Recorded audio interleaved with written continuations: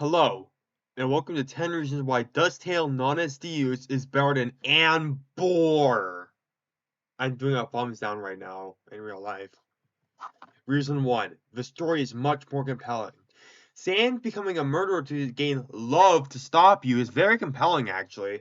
It's been done multiple times, but each take on it does it differently. Like, one take has a different character to it, like Flowey from Undertale, and even some takes like go more into like the supernatural side of it.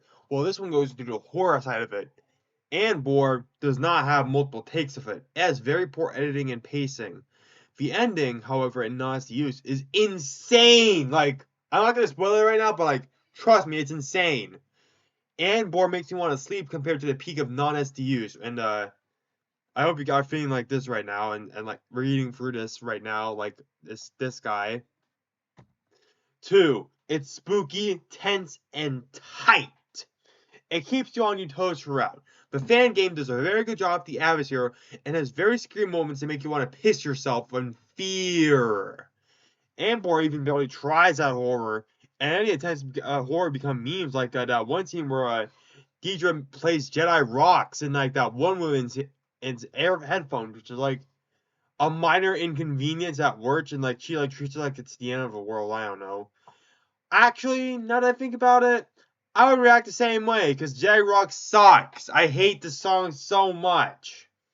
But the music definitely helps the atmosphere of non-SDUs. Speaking of that, the music and non-SDUs is an absolute bangers. I can recite song names like Absolution, Confrontation, Funeropolis, Goddamn, Godsmack, the Liminal songs, Ruin song, The Flower, Eclipse, as the wheel spins. It's all so good.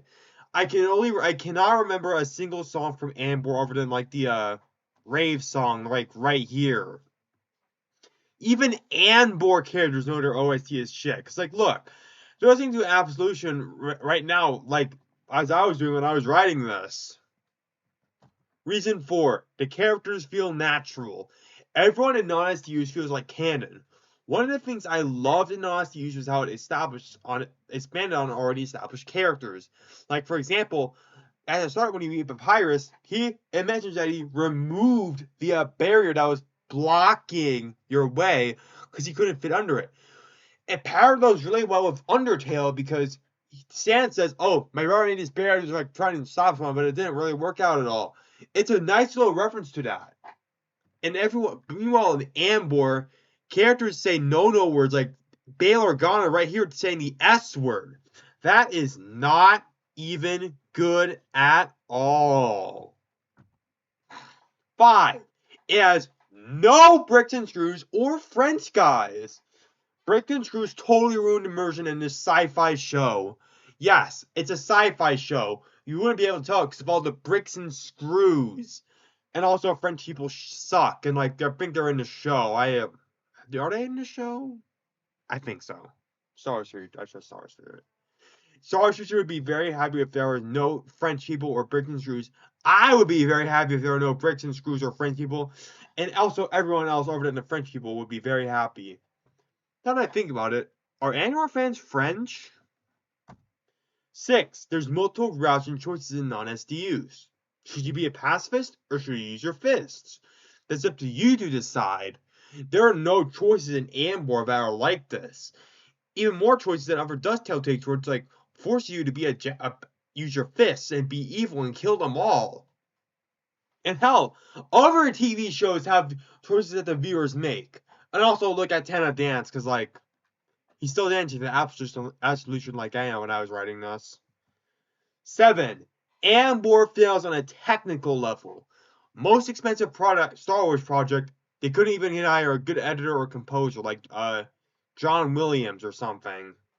Acting feels like the Fan 4-Stick movie and the Star Wars sequels having an ugly baby with like their monotone voices, their meaningless dialogues, it's just the acting, editing, and pacing are just so bad. People like this show. It would have honestly been better as a book, honestly, because like the writing is solid, I guess, but like I think it would have been better as a book, but like Star Wars fans can't really read that well, so I don't know. And also, non-SDUs has less resources and made a better thing.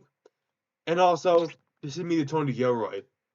Haloboi and Geno were able to make this a better product in a cave with a box of scraps. 8. The fans are chill and hard to upset. AnBORE fans, when you tell them anything negative about the show,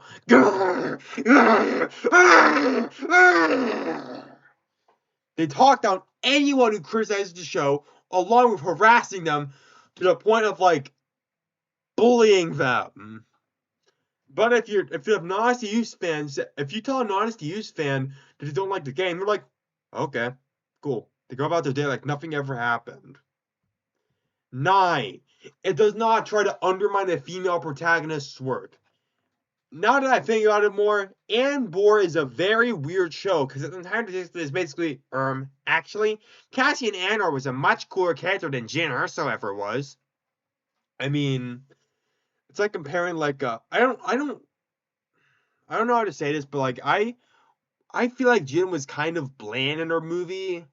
Like, I don't hate her character. I wish she was expanded upon. Like, and a show about her with Saw Gerrera would have been awesome.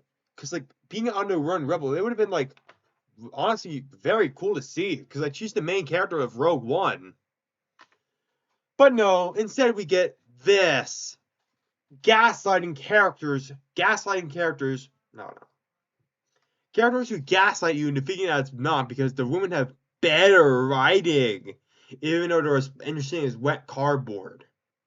And also, as you can see on the bottom right, the Rogue One poster on Disney Plus literally put Cassian in front of Jyn Erso.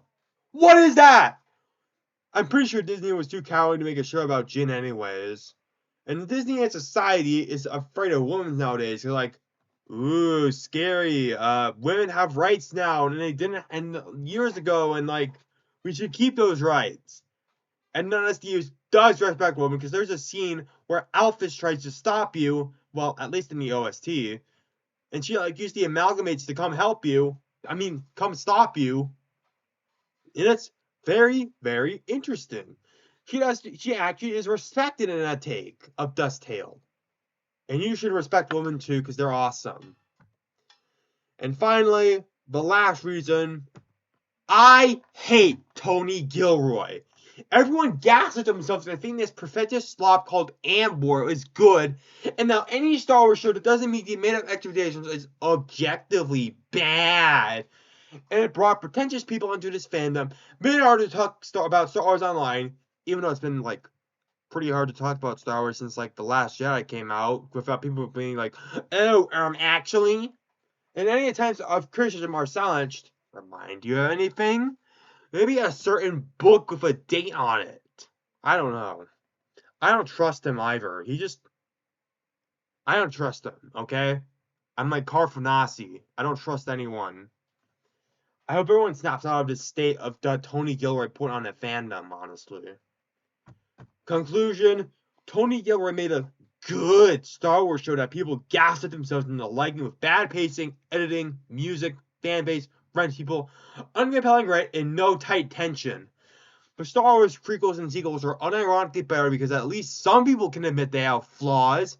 They're also fun whether or not you like them or not. I think a fun, bad video for a boring one any day.